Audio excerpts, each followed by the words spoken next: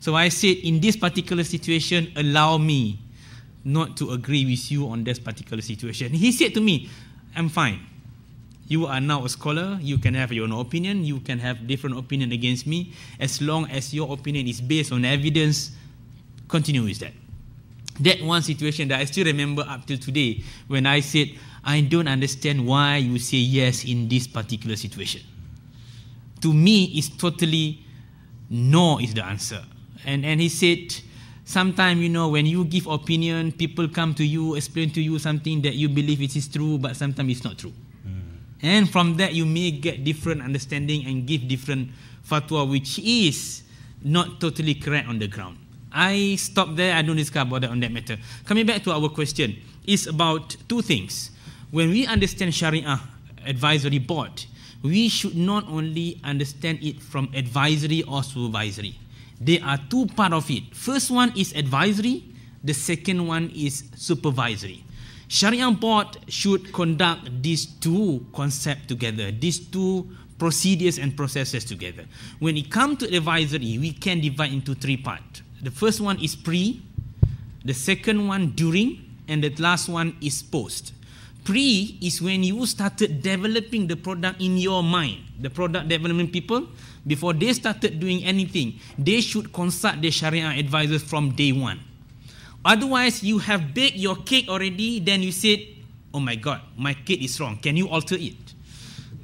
What can you do? The cake is baked already. You cannot do anything. But when you started getting advice from your advisor, when you put all the ingredients, they can tell you, no, this ingredient is wrong. You should have this amount, this amount, this amount. When you bake, if there is any problem here and there, it's then easy for them to somehow alter the situation. So when you start to have the conceptual idea of the products, then during, when everything completed, you put into the market, the monitoring will come there to monitor how you then do the product to the client, how you market it, how you go to the client. I make a joke last meeting in London about a company in Malaysia selling credit card. I don't want to repeat it here. To ensure that we even monitor even during when the bank interact with the client on how they market their product and everything for that particular situation. In Malaysia, we have come across to stage in which we send some scholars to go to the branches. And they go to the branches, they become like a normal man asking some products in the bank. From there, they will investigate whether the people at the front desk manage to give the right picture to the client on how this product is to be offered to the client. This is during. And after that post, from time to time, Mufti talk about the audit procedures that may come in on that particular situation. That one is all advisory. Supervisory, also we do supervisory. Among other supervision that we do is that to ensure that the company, the bank, the financial institution is run within the Shariah principle, the management and everything. People don't know that we even sometimes question the management for that. Let me give you my personal experience on that. On one of the board where I'm a chairman on that, one time, out of a good faith, this management interpret our ruling, and his interpretation was wrong. He interpreted the ruling while he has the possibility to come back to us on the understanding of that ruling. So he do some sort of sharah of the ruling, and he make his own interpretation. It so happened the interpretation was wrong, and they have managed to gather some amount of money, profit over that. Come back to us, we do a final year audit on that, and we come across this part of thing. I said, why you do this? Why you did this? They said, your ruling on this is blah, blah, blah, blah, and I believe it should be understood also in blah, blah, blah. Because after that, we have entered into this business and we gain profit this amount, for that matter. I said, this is wrong. Your interpretation was not correct. It is wrong.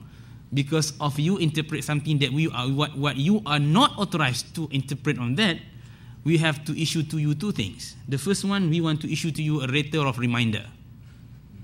The second one, the profit that you managed to get from this transaction, please channel to charity. So nobody knows about all those things, what happened, because we don't want to make it something that We don't want to publish, this bank is required by the Shariah Board to give this amount to charity because of misuse of fatwa. We don't say that. Because in banking, rather than for us to make a company look bad, what we want to do, we want to guide them toward the best practices. That is our intention. So if they make something which later on become not so correct, we will then guide them for that particular situation. It's a continuous process. People are learning. We are also learning. They are also learning. The process of learning on how the Sharia come do advisory and supervisory to ensure Sharia compliant in products, Sharia compliant in management, Sharia compliant in how the company is run. Thank you. Thank you very much, Sheikh Dr. Aznan. So we've heard some very important things that actually need to be underscored, and of course, this is the entire field of inquiry that is written about by Sharia experts themselves, so it can't be covered within the spirit of time. But we just want to perhaps underscore some of the things that were said. One is that there already exist OAFI Sharia standards, and particularly the standard they were referring to before, the governance and composition standard, which is actually part of the governance and composition standard, which go to what are the basic minimum requirements of the members of the Sharia board, how should they be composed, what should be the nature of their relationship with management, where does their mandate come from. Sheikh Nizam referred to some of these. Among the issues that we want to refer to, because we often see that there are points of confusion, both within, it should be understood, without, of Muslim majoritarian societies.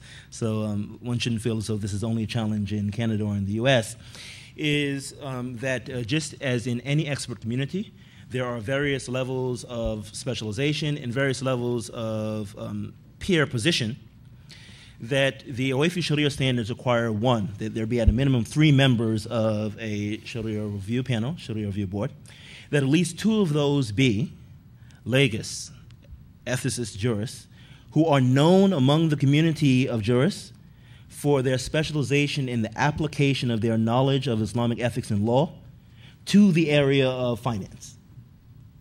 Not just Muslim religious scholars in general, not just from that subset, Muslim religious scholars who specialize in ethics and law, but a subset of that, Muslim religious scholars who specialize in ethics and law and who specialize in its application to modern financial transactions, because of the complexity and sophistication associated with modern financial transactions.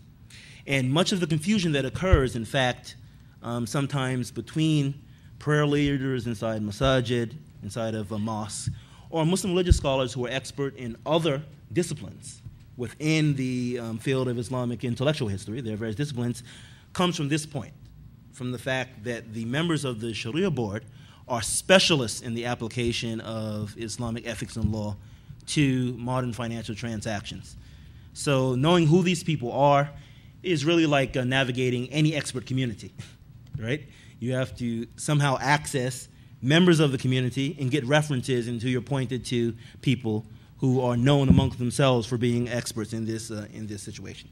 2, we heard that it was a best practice, and this is very important, not to come to the Sharia board too late in any of the iterative phases of the design, launch, and post-monitoring effort, right?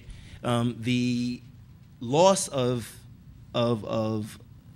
investment, in fact, of time, as well as, of course, wealth, expenses, associated with putting together a product and waiting to the very end before you show it to the Sharia board, and then having to unravel it, make it necessary for you, particularly in this time, to involve them in iterative, collaborative, often virtual team processes, whereby all of the players, legal writers and drafters, management, financial analysts and the like, very early involve themselves, along with the Sharia board, in a team, collaborative, iterative effort to review the process for design, of course, for launch, and even afterwards. The earlier, the better. This is typical in standard. And another practice is the practice of having one member of the board, particularly on a geographically distributed board, who is the primary point of contact